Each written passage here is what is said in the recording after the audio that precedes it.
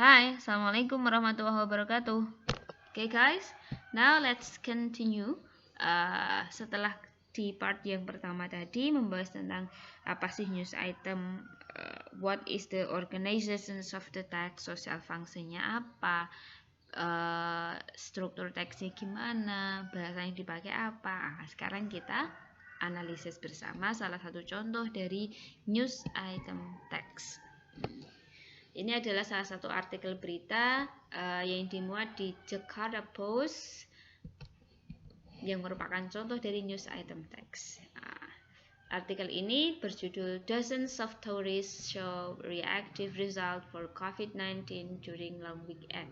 Dimuat hari Ahad tanggal 1 November 2020. So here we go, let's analyze. The first one on the top row, ini adalah title of the news item text. Ini judulnya,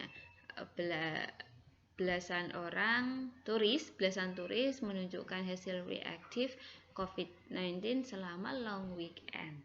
Jadi berita ini mengabarkan banyak turis yang menunjukkan hasil reaktif COVID-19 selama libur panjang tanggal 28 Oktober sampai 1 November.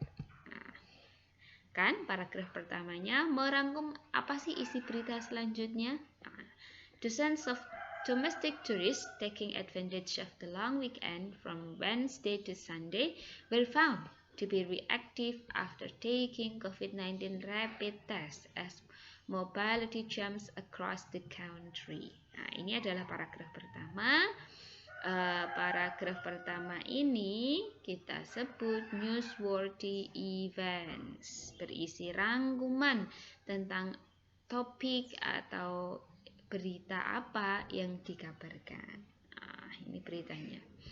Lalu kita juga lihat di sini memakai passive voice atau kalimat pasif. Were itu to be dalam bentuk past tense, found itu verb 3. Bla bla bla turis ditemukan reaktif rapid test COVID, ditemukan. Next. Paragraf kedua, ketiga ini kita sebut background event, sudah mulai mengelaborasi 5W1H untuk mengelaborasi isi berita tersebut. Di mana di Borobudur ada yang positif COVID 2 orang. Dari mana? Dari Medan, Sumatera Utara, Tangerang. Were tested, ini juga passive voice. Lalu next, ini dia di paragraf ini ya, kita lihat ada kalimat dengan tanda petik. Inilah yang namanya direct speech atau kalimat langsung dari sumber berita yang bernama Retno Indriastuti yang diwawancarai oleh Kompas. Beliau itu siapa?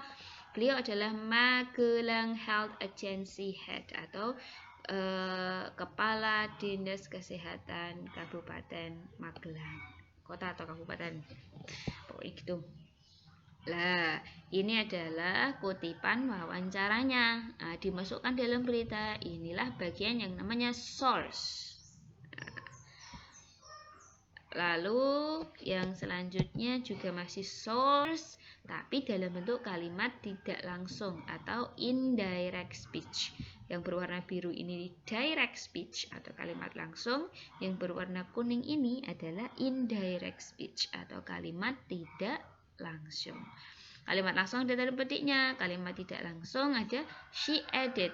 Beliau menambahkan bahwa dinas telah meminta orang yang positif COVID untuk melakukan isolasi mandiri, bla bla bla bla bla. Ada kata-kata added, ada kata-kata said. Ini yang namanya saying verb. Yang salah satu language feature dari news item text. Next. Lanjut lagi, ada informasi tambahannya. 2 paragraf terakhir ini masih background events, mengelaborasi lagi menginformasikan berapa banyak rapid test yang sudah dilakukan, berapa yang reaktif, nggak ada yang positif, lalu menambahkan informasi tentang keadaan penyebaran COVID di Magelang. Ini informasi tambahannya mengelaborasi 5W1H. Oke, itulah analisis kita kali ini tentang sebuah teks dengan genre news item text. I hope this will be useful for you. Kenapa sih kita harus tahu ini bagiannya ini, isinya ini, tensesnya ini, pakai passive voice, circumstancesnya apa, tempat di mana, kapannya gimana. Untuk apa sih? Karena itu adalah model kita untuk membantu kita menjawab pertanyaan-pertanyaan seputar teks tersebut. Ini beberapa pertanyaan tentang news item teks. Kalau kita nggak tahu general structure-nya, tujuan teksnya apa, informasi di dalamnya seperti apa, kita mungkin akan lebih membutuhkan waktu yang lebih lama untuk menjawab pertanyaan terkait teks itu.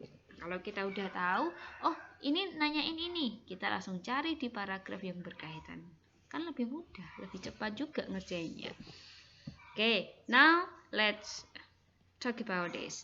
Pertanyaan-pertanyaan seputar news item text yang mungkin dan sering kalian temui kalau menjawab soal.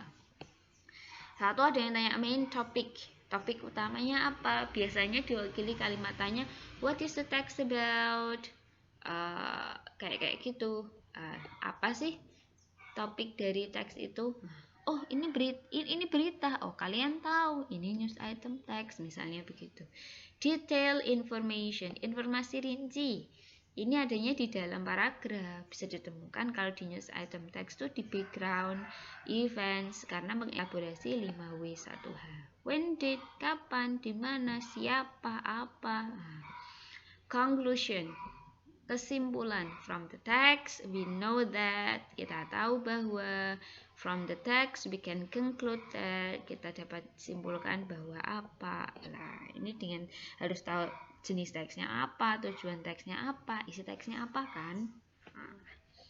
Synonym atau sinonim, biasanya kalimat tanyanya the underlined word, ada kata yang di garis bawah, has similar meaning to, punya makna yang sama dengan apa. Untuk sinonim ini memang kita semua harus memperkaya vocabulary kita. Manfaatkan dictionary yang kalian punya untuk mempermudah kalian mengerjakannya. Reference atau kalimat atau kata rujukan, the underlined word refer to, kata yang di garis bawah merujuk pada, biasanya berupa kata ganti. Ada it-nya itu merujuk ke apa? Contohnya kayak gitu. Okay, so those are the questions related news item text yang mungkin dan sering kalian temui dalam menjawab soal. Oke, semoga yang kita pelajari ini tadi bermanfaat buat kalian ya. That's all. Thank you very much. Tetap belajar.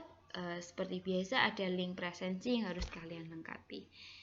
Oke, goodbye. Assalamualaikum warahmatullahi wabarakatuh.